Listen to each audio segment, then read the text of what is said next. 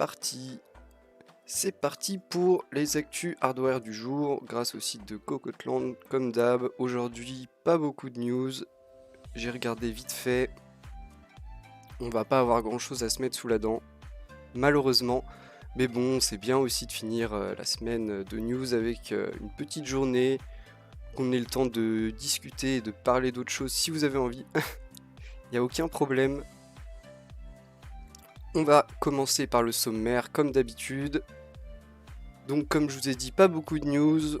On va commencer avec une petite news sur la mise à jour du BIOS sur les cartes mères MSI pour les processeurs AMD qui vont être mises à jour pour sûrement accueillir les nouveaux processeurs AMD bien sûr. On continuera avec le test de l'écran AOC Porsche Design.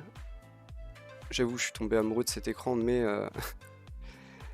mais après, il a pas non plus des caractéristiques de folie. Par contre, il a un design incroyable. Petite news sur Cyberpunk. Des bugs, des fails incroyables. Mais Cyberpunk, ce n'est pas que des bugs et des fails, bien sûr. Vraiment le déluge hein, chez moi, là. Incroyable. Ensuite... Ensuite, les news sur les compatibilités Cyberpunk, je vais pas les faire et je vous le dis tout de suite, je vous proposerai pendant le week-end en live la conception de 2-3 configs compatibles Cyberpunk avec des budgets plus ou moins élevés. J'avais envie de faire ça et c'est plutôt dans l'actualité et j'adore faire des configs. Donc je ferai ça ce week-end, probablement samedi, sinon dimanche si j'ai pas le temps samedi, mais probablement samedi.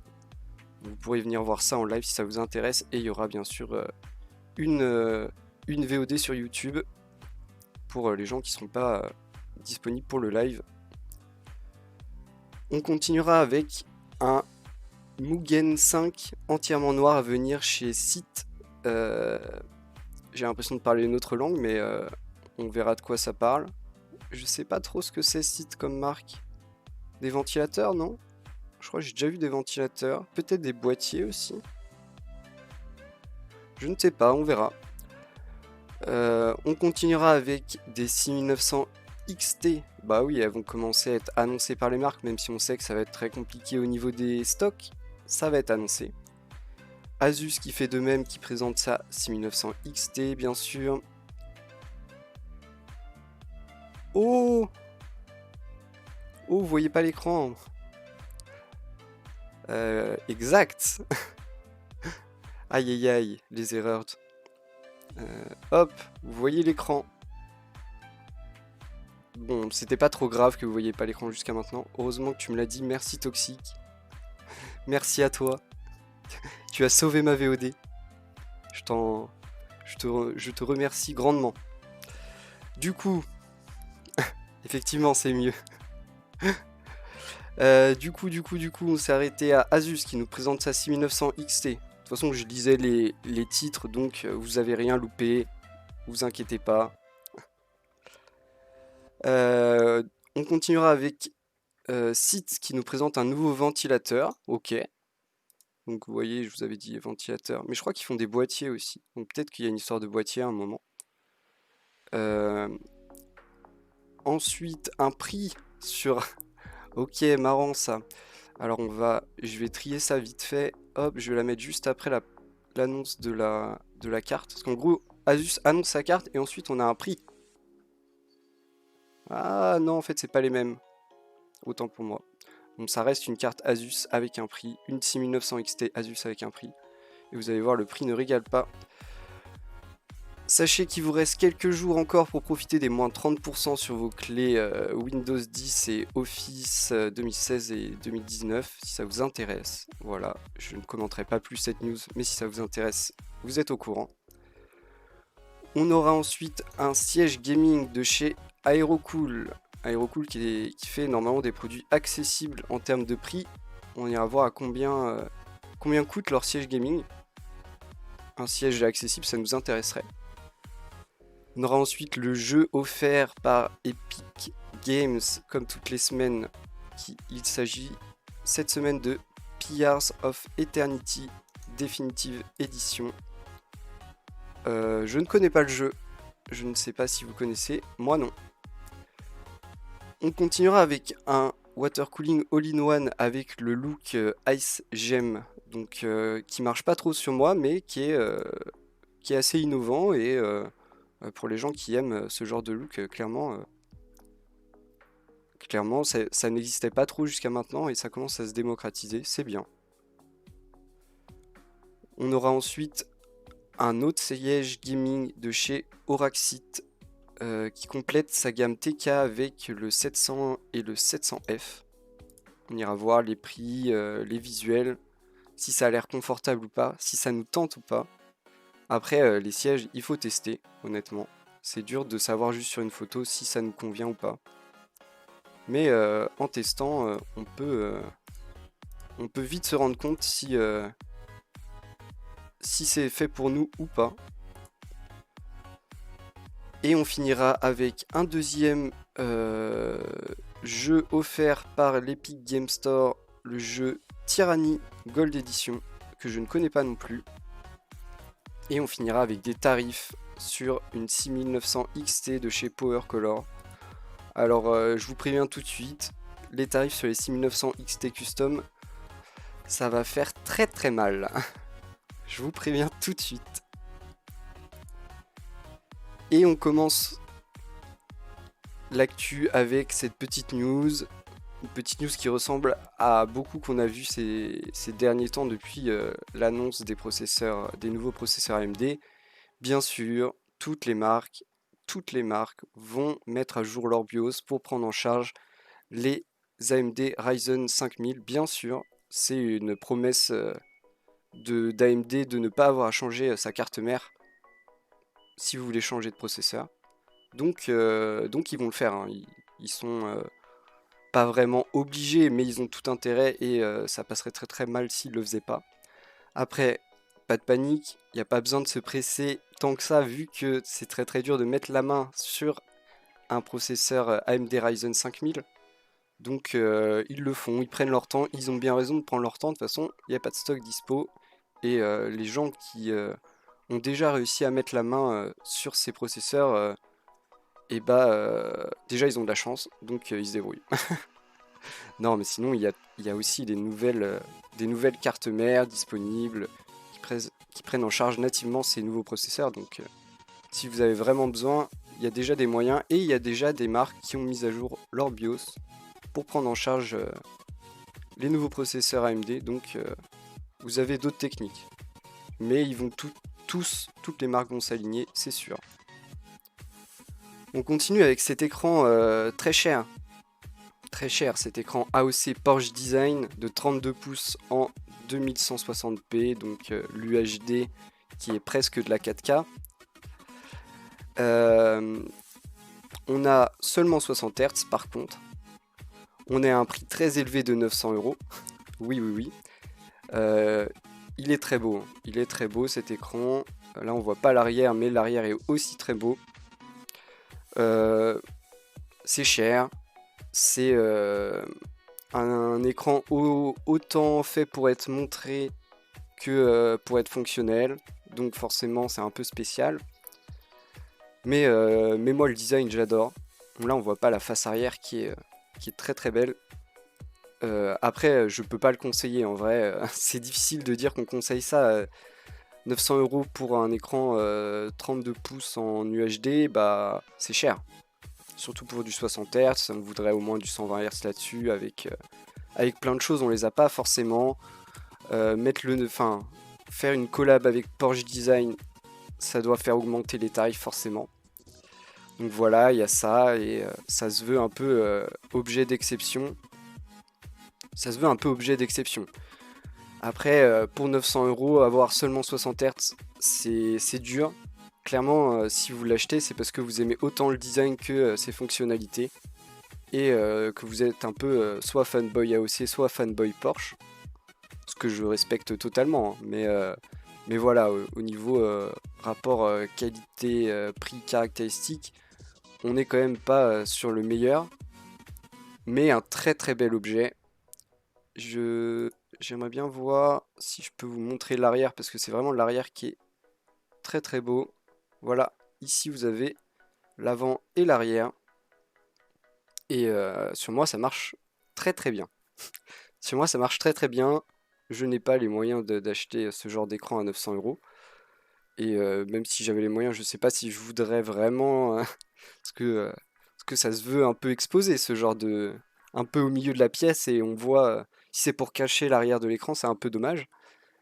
Mais au niveau design, voilà, c'est très très propre.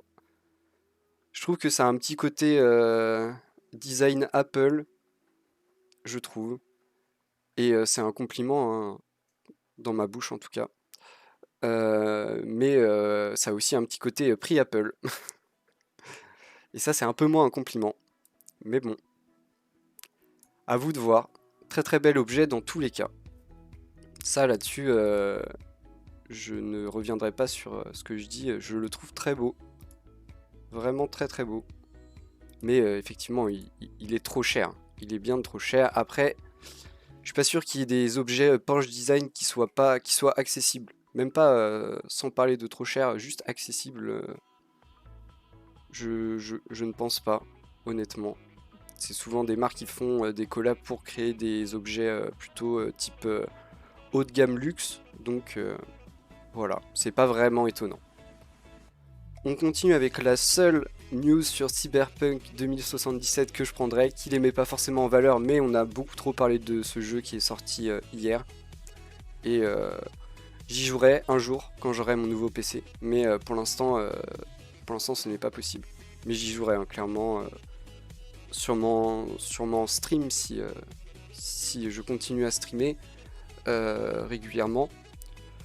Et parce que ça a l'air d'être quand même une vraie aventure, malgré quelques problèmes techniques pour l'instant. Ça a l'air d'être une vraie aventure et une vraie histoire. Et du coup, bah, c'est intéressant. C'est intéressant.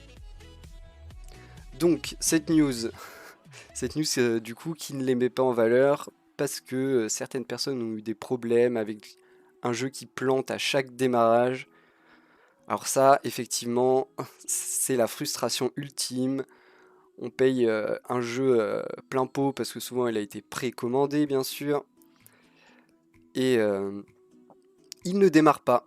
Il ne démarre pas, on n'y a pas accès à la sortie, au lancement.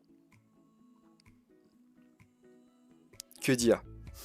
Que dire à part frustration ultime? Clairement, frustration ultime.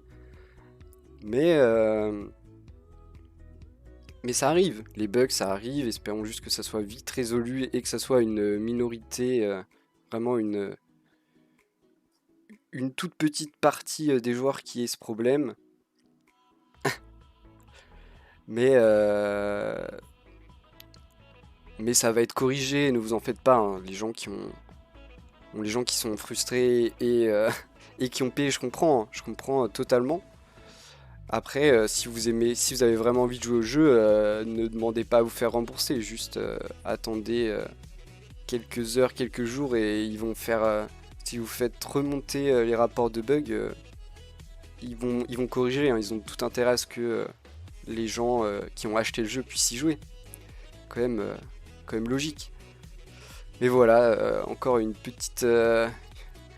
petit bug qui met un peu à mal la sortie de ce jeu après. Après, il y a eu trop, en fait, il y a eu trop d'attentes sur Cyberpunk. C'est ça le principal problème.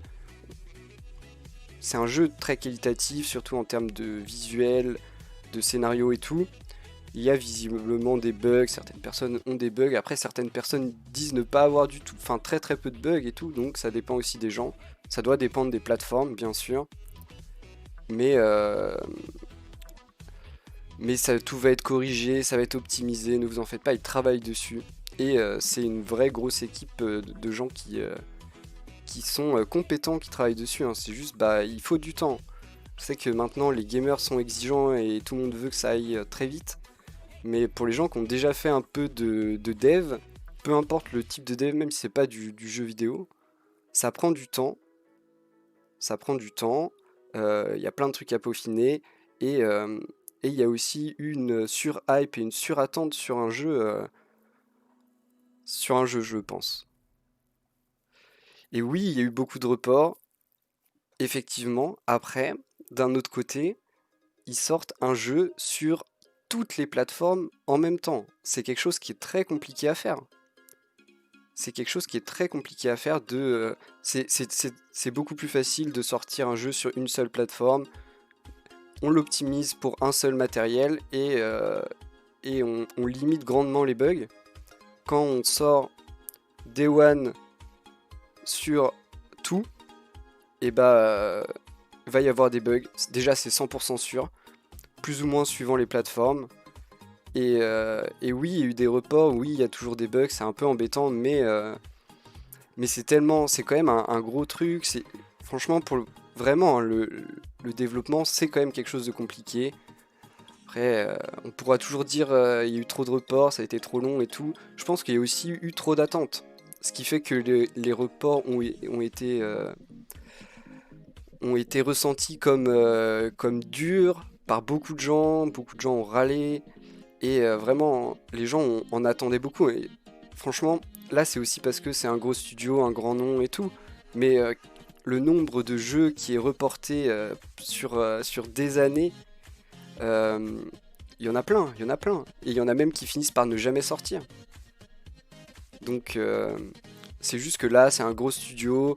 Il a été annoncé, je crois, la première fois à l'E3 ou un truc comme ça, un truc de très mainstream et de grande écoute. Et du coup, et en plus, avec des visuels très très beaux et avec beaucoup de promesses qui sont, je ne sais pas si elles sont toutes respectées, mais en termes de beauté, le jeu est incroyable. Ça, il n'y a aucun problème, vraiment. Et en termes de scénario, je pense qu'il est aussi incroyable.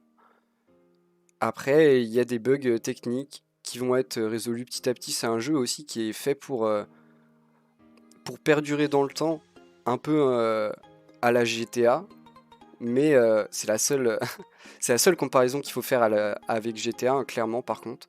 C'est pas un GTA, enfin, c'est pas vraiment un GTA-like, hein. Et voilà. Dernier truc sur Cyberpunk, j'ai vu, parce qu'en vrai on pourrait en débattre pendant des heures, mais c'est pas le but.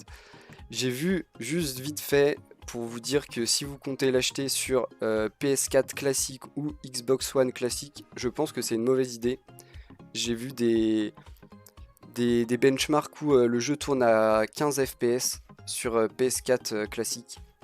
Donc par exemple, moi j'ai une PS4, je ne l'achèterai pas sur PS4. Clairement, si c'est pour jouer à 15 FPS, c'est mort. Ça a l'air d'être quand même un jeu très gourmand. Donc il faut quand même du matériel assez, au moins une PS4 Pro ou une Xbox One X ou les consoles nouvelle génération. À mon avis, ça doit être mieux, ou un bon PC. Et là, de toute façon, l'expérience ultime reste et restera sur PC, hein, si vous avez un bon matériel. Ça, vous pouvez en être sûr. Et hop, on conclut Cyberpunk.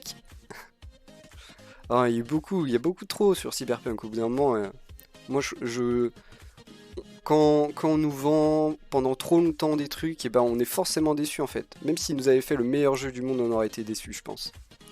Et là, effectivement, il y a des problèmes, mais la difficulté de la sortie sur toutes les plateformes est importante, et déjà réelle et vraiment importante, hein. Je pense que vous vous rendez pas compte à quel point c'est compliqué d'avoir quelque chose de totalement fonctionnel Day One sur toutes les plateformes. Vraiment, là, ils sont sortis sur tout, du PC à toutes les consoles. Peut-être pas la Switch. Je crois qu'il n'y a que la Switch qui a pas eu le droit, mais même du cloud gaming, enfin vraiment tout, notamment Stadia.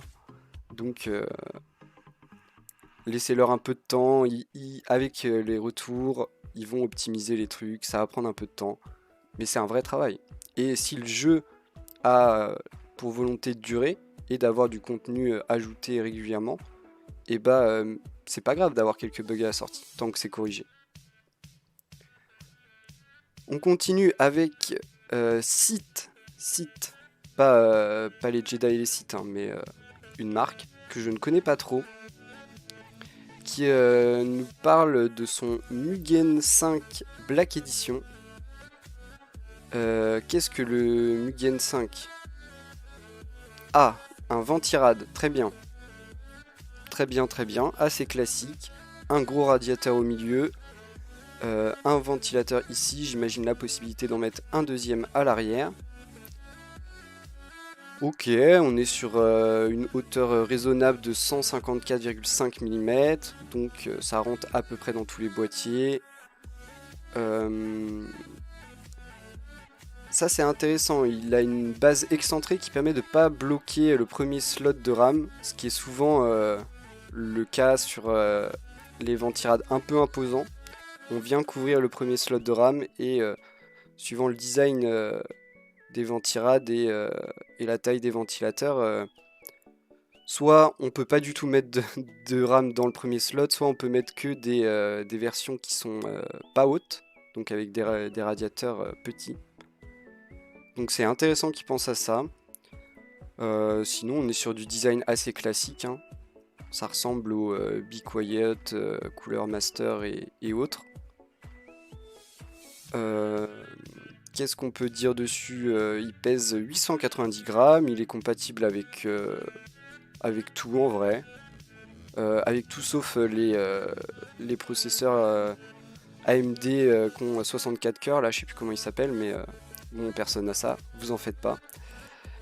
On est sur du tarif indiqué. Du coup, je sais pas c'est quoi TWD comme monnaie, comme monnaie. Je sais pas. En tout cas, ça fait un peu plus de 60 € en conversion brute. Donc, ce sera un peu plus cher comme d'hab. Et une autre version en ARGB, donc avec de la lumière synchronisable et contrôlable pour un peu plus cher. 73 € en conversion brute, donc un tarif entre 70 et 100 € en gros en France. Mais sympa. Du coup,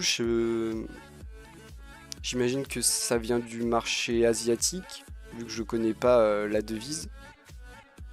Parce que bon, les États-Unis, je connais les dollars hein, quand même. Sinon, assez classique. Je dirais que 60 € c'est quand même un peu cher. Après, à voir, là, on n'a pas les informations.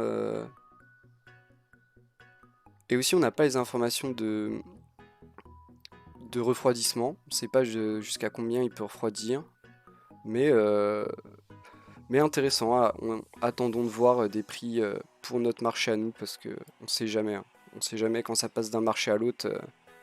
Parfois, les prix changent beaucoup. À savoir pourquoi, mais parfois ça change beaucoup. On continue avec de la 6900 XT. J'ai vu aujourd'hui pas mal de 6900 XT, donc voilà, on va aller assez vite sur chaque, parce que de toute façon il n'y en a pas de disponible. Et au niveau des caractéristiques, on n'a plus grand chose à apprendre, j'imagine.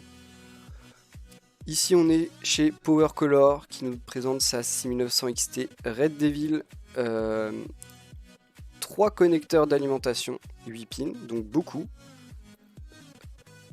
Et on conseille une alimentation de 900 watts. Ah ouais, mais je croyais qu'ils avaient fait des efforts sur la consommation AMD. Ils sont passés où les efforts là? Parce que 900 watts, il n'y a pas d'effort, hein. Il n'y a pas d'effort. Même les Nvidia, ils en arrivent pas à recommander, enfin à demander 900 watts minimum. Donc, aïe aïe aïe. Bon, carte énorme, hein. De toute façon ça, n'en doutez pas, hein, les 6900 XT elles vont toutes être énormes. Là-dessus, aucun problème, hein. C'est pas des cartes faites pour être petites. Les 3 énormes ventilateurs. Les caractéristiques,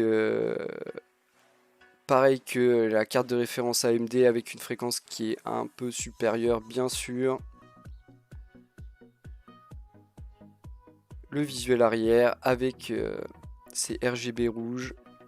Pas de prix, pas de date. Mais 900 watts recommandés. 900 watts, c'est un peu élevé. Surtout quand on fait l'annonce de faire un travail sur la consommation des composants et le rapport performance-consommation. Bah là, pour 900 watts, t'as intérêt à faire démarrer des fusées, hein, parce que Parce que sinon, on pourra dire qu'il n'y a pas eu d'effort, hein, clairement. Clairement, je sais pas trop. C'est un peu bizarre. Un peu bizarre. C'est un peu à l'encontre de ce que nous annonce AMD et de leurs principes. Enfin, ils sont vraiment arrivés. Pendant leur conférence, ils ont vraiment dit que eux travaillaient vraiment sur la consommation, que ce soit sur leur processeur ou leur carte graphique. Là, c'est pas le cas. Bon, sinon, en termes de performance, ça fera très bien le taf pour tous les jeux, hein, ça. Mais, mais c'est beaucoup. On continue avec Asus, pareil, 6900 XT, la ROG Strix LC. Un peu moins d'alimentation, on demande seulement 850 watts, donc ça reste vraiment beaucoup. On a encore 3 connecteurs d'alimentation PCI Express, mais celle-ci a un water cooling, donc une justification à la demande d'alimentation. Donc on voit, elle est aussi plus petite, forcément.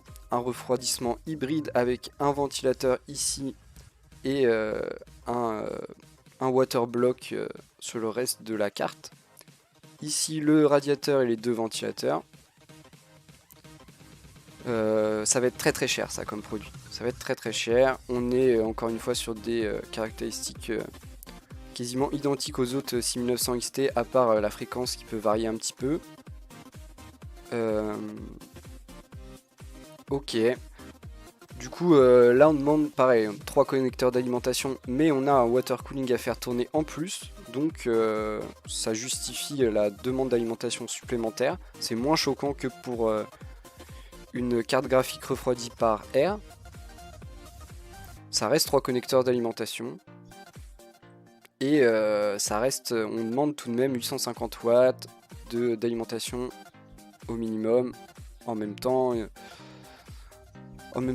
ça va être des cartes très très chères, hein, donc les gens qui achètent ce genre de cartes pour se faire des configs peuvent mettre un peu plus cher dans l'alimentation et avoir une alimentation de grosse puissance et de qualité.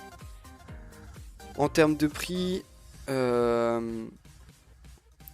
alors on n'a pas de prix exact, il table sur environ 1500 € minimum, parce que on a déjà eu le prix qui est de la 6800 XT avec le même type de refroidissement, on est sur du plus de 1000 €. Donc voilà, des cartes très très chères. Est-ce que le gain en performance justifie la hausse de prix? En vrai, je pense pas. Peut-être qu'il y a un monde où oui, si et seulement si vous allez vous amuser à overclock votre carte graphique pour lui demander des fréquences toujours plus élevées, et pour le coup là le refroidissement par liquide peut apporter un gain en performance. Sinon c'est dur quand même. Si on dit 1500 sur une carte de référence annoncée à 999 $, qui s'est transformé en 1200 et quelques, 1250 ou 1300 € en Europe. Et là on passe à 1500, je sais pas. Faudra voir où elle se place par rapport aux autres, parce qu'on n'a pas trop de prix encore pour les 6900 XT Custom. Et ça se trouve, elles vont toutes être chères en fait. Ça on va se faire avoir, elles vont toutes être chères. On verra bien. Mais seul l'avenir nous le dira, et de toute façon pour l'instant il n'y a pas de stock. Je continue avec encore de la 6900 XT, toujours chez Asus, pas exactement la même. Alors on va regarder vite fait le visuel classique. Oula. Visuel classique, donc les 3 ventilateurs, pas de refroidissement hybride. En termes de connecteur d'alimentation, je sais pas. Par contre, très très cher. Très très cher, 1719 € pour cette carte. La 6900 XT TUF Gaming, donc TUF qui est la gamme plus accessible de Asus. La gamme la plus haute c'est ROG. Yobat. Et clairement 1719 euros c'est très très cher. On le rappelle, la carte de référence à 999 euros qu'on n'a jamais vu à 999 euros je crois. Mais, euh, mais 1719, moi je prends une 3090. Même si là on nous dit que la 3090 la moins chère elle est à 1850, je mets quand même 100 euros de plus pour avoir la 3090. Salut Rafiki! Je ferai pas tous les qui, hein. Donc des prix. Qu'est-ce que je peux dire sur ces prix qu'on n'en veut pas? Les sortez pas, les sortez pas à ce prix-là. Ça va et toi? Franchement, ok. Donc celle qu'on a vue avant, elle dépassera probablement les 2000 euros. Quand on disait 1500, c'était une estimation sûrement trop basse. On sera sûrement sur du 2000 ou plus, clairement. Et honnêtement, elle me fait de moins en moins envie cette 6900 XT. Déjà que j'avais du mal avec son placement, dire que c'était la carte ultime, la carte graphique ultime, là où elle manque en technologie embarquée par rapport aux cartes Nvidia, le DLSS. On sait que sur le ray tracing, ils sont encore au balbutiement et qui sont pas au point de celui de Nvidia. Et si elle se transforme en carte plus chère que les 3090 qui sont les cartes ultimes de Nvidia, ils vont pas trouver preneur, hein. Surtout s'il n'y en a pas, ils vont pas trouver preneur. On continue avec Sith et son Wonder Snail. Alors on est sur un ventilateur ici, ventilateur RGB. Ventilateur RGB, oui, tout à fait. Quelle taille? Quelle taille? Bah je sais pas. C'est écrit en chinois. Je fais quoi moi? Enfin peut-être pas en chinois d'ailleurs. Je devrais pas dire ça parce que je sais pas. On est sur des ventilateurs de 12, de 120 mm. Du coup, voilà le visuel. C'est un ventilateur.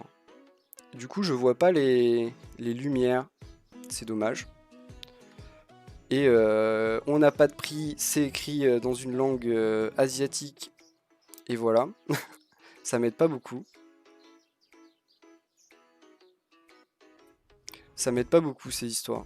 Donc on va pas y passer plus de temps. Désolé site, mais faut faire des news dans ma langue. Ou au moins en anglais.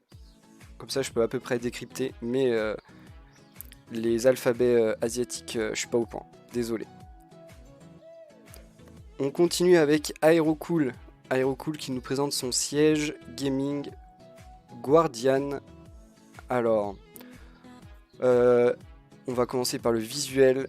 Forcément, on est sur un visuel plutôt sobre, à la limite entre design ergonomique et design gaming.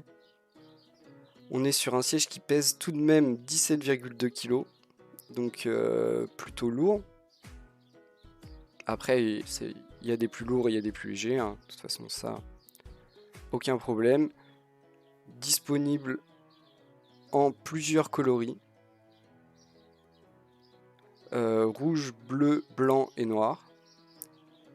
Donc c'est cool d'avoir plusieurs coloris. On n'a pas de prix. Pas de prix, pas de date. On a le droit d'être lourd. Ça c'est bien.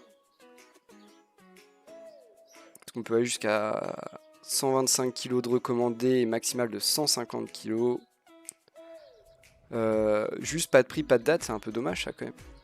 Normalement ça devrait être accessible. Après on sait pas, hein. Peut-être qu'ils essayent de rentrer dans le marché un peu plus haut de gamme avec ce siège. Sinon le design est pas mal, hein. Moi j'aime bien le design. J'aime bien le design. Juste pas de prix et pas de date. On continue avec des news plutôt gentilles. On nous offre des jeux. Epic Game Store qui nous offre des jeux toutes les semaines. Cette semaine on a Pillars of Eternity Definitive Edition. Donc je connais pas le jeu. À quoi ressemble-t-il? Ok. Est-ce que vous avez déjà joué à ce jeu? Moi je connais pas du tout. mais j'irai voir et j'irai l'ajouter à ma bibliothèque si jamais un jour, j'ai envie d'essayer. Je sais pas du tout quel type de jeu c'est. Est-ce qu'on nous dit un peu plus sur ce que vous voulez le pitch? Ah, tu connais pas non plus Toxic? Bon bah je vais lire le pitch du coup. Obsidian Entertainment, les développeurs de Fallout, New Vegas et de South Park, le bâton de la vérité, en association avec Paradox Interactive, vous invite à explorer le monde original et fantastique d'Eora et vous propose de vivre une aventure inoubliable où vos choix et vos actions façonneront votre destinée. Retrouvez les sensations grisantes de l'exploration, les joies d'une aventure palpitante et les frissons de mener votre propre groupe de compagnons à la découverte d'un nouveau royaume de fantasy. Plongez dans les profondeurs de donjons infestés, de créatures monstrueuses, à la recherche de trésors perdus et de mystères antiques. La définitive édition inclut le jeu aux multiples récompenses Pillars of Eternity et ses extensions, la Marche Blanche partie 1 et 2, ainsi que tous les contenus bonus de la Royal Edition. Voilà, voilà le pitch. Bon, par contre, des grands noms hein, tout de même, parce que Obsidian Entertainment, Fallout New Vegas et South Park, on connaît. Paradox Interactive, ça me dit quelque chose aussi, donc il doit avoir fait des trucs qui sont connus et reconnus. Et clairement, moi, ça va aller, à la fin du live, ça va aller direct sur ajouter à la bibliothèque et je vais regarder peut-être un petit peu de gameplay pour voir si je veux ou pas l'installer tout de suite, mais plutôt intéressant. Toxic qui ne traîne pas directement, il va sur l'Epic Game Store, il l'ajoute. T'as bien raison, de toute façon c'est gratuit, donc pourquoi s'en priver? On continue avec un water cooling, des water cooling avec un design qu'on a déjà pas mal vu ces derniers temps, le design Ice Gem. Ce coup-ci en format 280 mm, qu'on peut trouver à 160 € en France. Et du RGB, des ventilateurs annoncés comme silencieux et surtout toutes compatibles, même les processeurs qui ont jusqu'à 64 cœurs de chez AMD, que personne n'a, mais vous pouvez l'avoir quand même. Voilà le visuel de la bête, donc ce design j'aime, qui est toujours un peu chelou, mais enfin chelou, moi je trouve ça un peu chelou. Après, si vous aimez et que c'est votre truc, allez-y, hein. Allez-y, allez-y. C'est vraiment, c'est un peu la mode en ce moment. Chacun sort ses composants avec ce genre de design ici du coup la pompe et le water block ou même parfois des barrettes de RAM ou ce genre de truc. Vraiment, on en retrouve un peu partout. Donc si c'est votre truc, allez-y, c'est le moment. Ça se démocratise. En termes de prix, on est quand même sur 160 €, ce qui est un peu cher, à mon avis. Après, on est sur du 280, donc c'est aussi plutôt performant. Mais, oula, c'est pas ça que je voulais faire. Oui, je fais des trucs en live parce que je vois que mon truc J'ai essayé les trucs de timer, mais visiblement, faut que je modifie un truc vite fait. Hop. Voilà. Et bon. Oups, on était là. Excusez-moi pour l'interruption. Juste mon truc qui spam. Bah ouais, c'est ça. Il écrit trop. Je m'en rendais pas compte, j'ai mis des trucs au pif. C'est pas grave, c'est les réglages, c'est le live, ne vous en faites pas. Donc, bah, ce water cooling, voilà, pas grand chose de dire de plus. Silverstone, c'est une marque qu'on entend pas mal parler ces derniers temps, mais moi j'ai jamais pu tester de matériel Silverstone, donc je peux pas vous donner d'avis sur la qualité. Moi je donne d'avis sur la qualité que sur ce que j'ai eu entre les mains et j'ai eu l'occasion de tester. Mais sinon en termes de caractéristiques, c'est cool. En termes de visuel, vous aimerez ou pas. Ça, libre à vous. Et en termes de prix, c'est correct, c'est pas non plus peu cher, mais on espère que du coup pour ce prix-là, on ait quelque chose de quand même performant. Et dernièrement, compatible vraiment avec tous les processeurs. Et ça, bah, ça régale toujours, hein. De ne pas avoir à se poser la question est-ce que ça va aller sur ma config, c'est un des meilleurs arguments que peuvent promouvoir des fabricants de matériel informatique. Parce que souvent c'est ça la galère, c'est savoir qu'est-ce qui est compatible avec quoi. Pour quelqu'un de non initié, on lui donne plein de composants, il sait pas. Il sait pas, il prend des trucs au pif, ça va pas forcément ensemble et il le sait pas. Donc là, pas trop besoin de se poser la question. Peu importe le processeur, ce sera compatible et ça marchera. On continue avec deux autres sièges gaming, des sièges plutôt haut de gamme de la marque Auraxit, les TK700 et TK700F. Donc, on commence par les tarifs. Les tarifs qui font pas trop plaisir, on va pas se mentir. On est sur 400 et 380 euros. Peu importe le coloris, déjà ça veut dire plusieurs coloris disponibles. C'est bien, charge maximale de 150 kg, assez classique. On a une très large assise et un dossier peu marqué au niveau des épaules. Donc pour être en gros pour être compatible avec toute forme de morphologie, ça c'est pas mal. Bon après on est sur du haut de gamme bien sûr.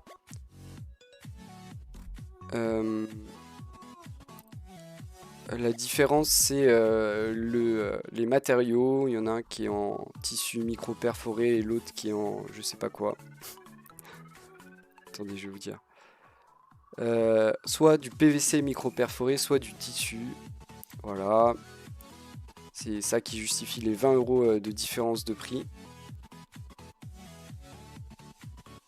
Et sinon, vous avez plusieurs coloris, comme je l'ai dit avant, noir, rouge, noir et blanc, noir et bleu, noir et gris. Tandis que le 700F reste avec du noir et gris ou du gris et noir.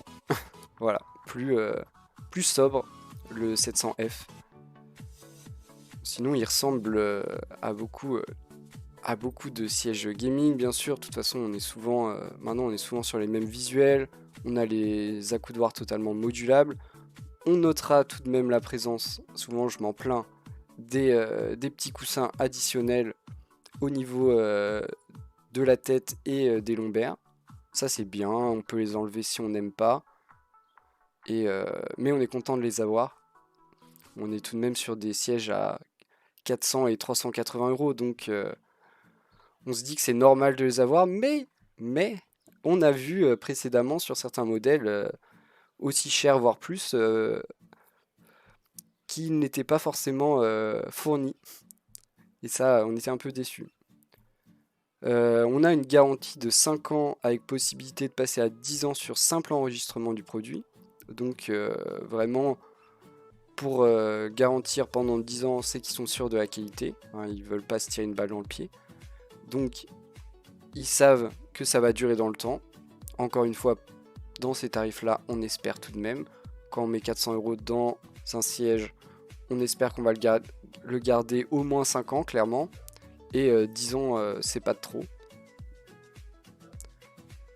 Après, c'est du haut de gamme, hein. Clairement, tout le monde ne peut pas mettre 400 € dans un siège, et ça se comprend.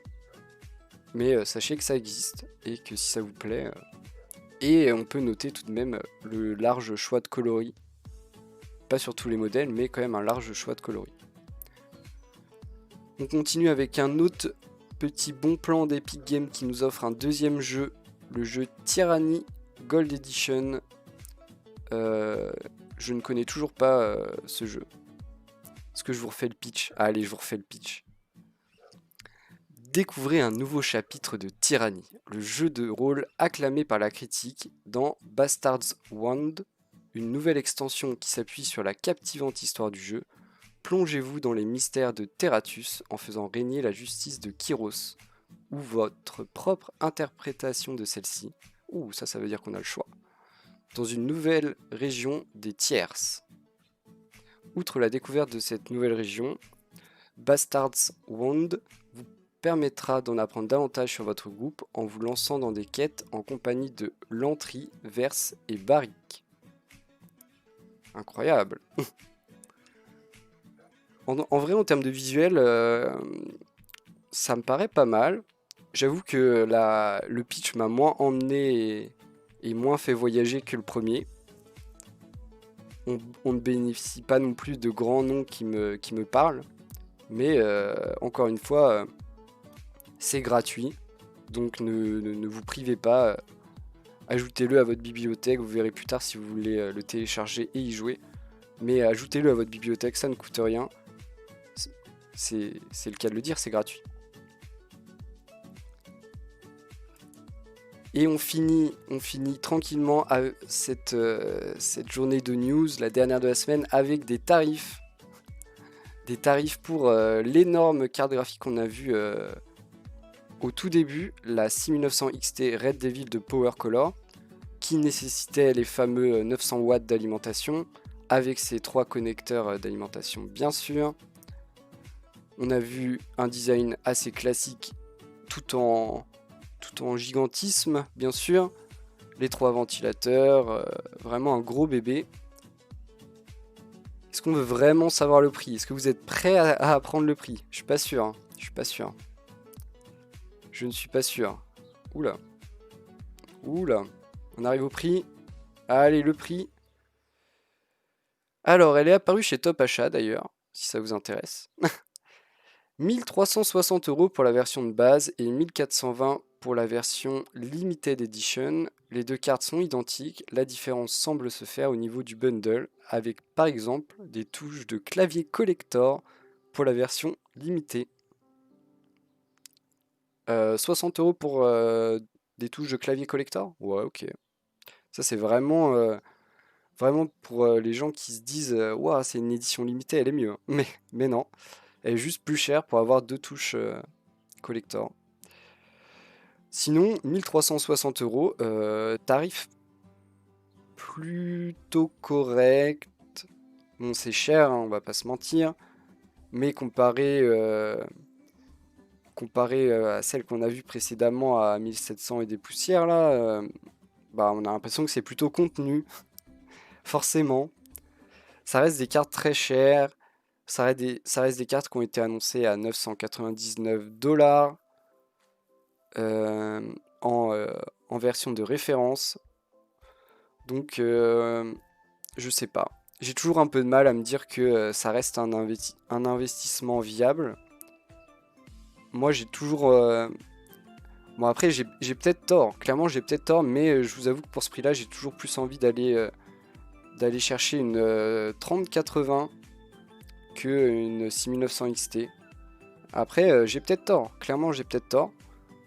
Mais les technologies associées à Nvidia m'apportent plus que sur le papier un gain en puissance brute entre les deux cartes.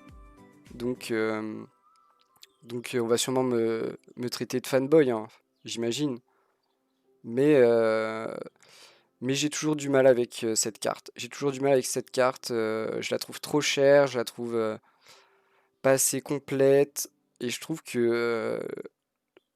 Enfin, je pense plutôt que l'acheteur éclairé et exigeant verra que il perd des trucs en achetant cette carte. Et pourtant pour un tarif quand même très élevé. Donc je sais pas. Je sais pas quoi vous dire sur cette carte, mais sur moi ça ne marche pas et je trouve qu'elle a été mal annoncée, mal marketée, que on peut difficilement dire pour l'instant que cette carte est mieux que la 3090 par exemple, alors qu'elle a été marketée comme ça, comme étant une carte moins chère et mieux que la 3090 ou au moins aussi bien. Et bah on a vu par exemple sur les benchmarks sur Cyberpunk, on a vu que déjà la 3090, par exemple en 4K et tout, elle souffre. Celle-là, elle va souffrir aussi. Et si elle nous donne pas une expérience aussi viable qu'avec une 3090, ça va être raté quoi. Et à mon avis, elle va avoir beaucoup de mal à nous donner une expérience aussi viable qu'avec une 3090. Notamment avec le manque de DLSS et un ray tracing un peu balbutiant.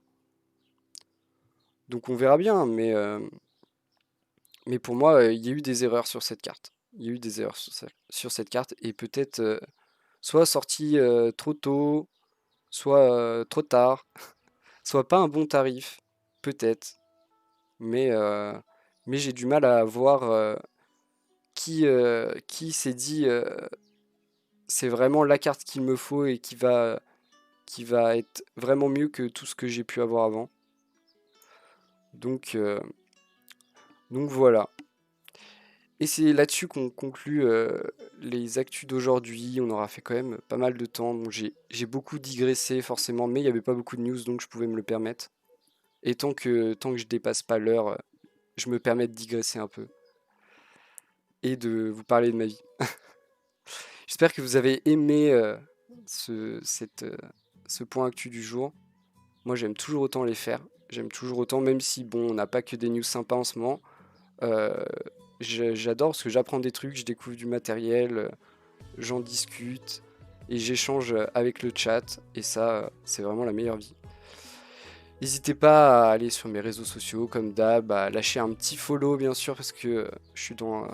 j'aimerais bien atteindre les 50 followers. Parce que je pense que je vais bientôt atteindre les 3 de moyenne en viewers. Et à obtenir l'affiliation. Gros objectif. Et voilà, merci d'avoir regardé.